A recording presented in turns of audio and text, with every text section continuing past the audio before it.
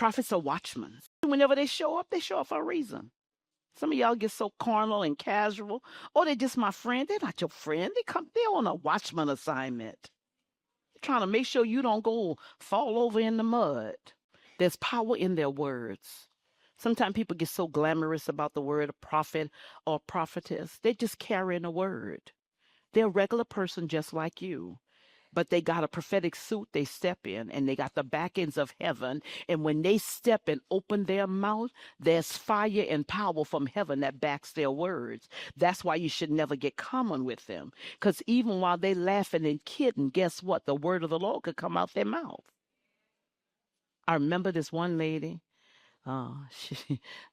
Sometime when my first gifting of prophecy came, I would go into the depths of people's background.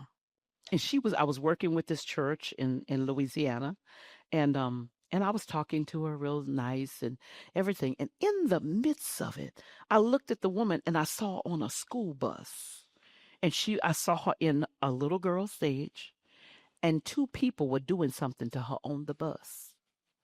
And when I looked at her, the Lord said, minister to her today.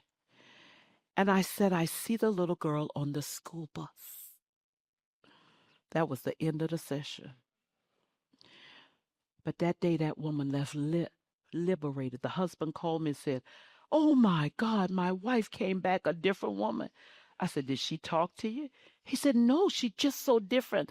I said, you need pillow talk tonight. I said, she has something to tell you. She buried that. The Lord brought that out. God has a plan that he wants to initiate. And most time when he does it through a prophet. Whenever the Lord is getting ready to do a great work in your life, he will allow a person to enter your life. See, whenever deliverance is time, he's going to shift somebody. See, whenever your ministry getting ready to go to a new place, he's going to send somebody, going to shift everything.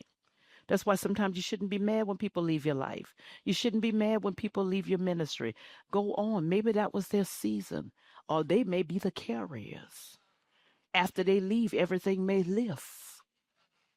They may be the ones with that religious doctrine that keep the power of prophecy from flowing in there.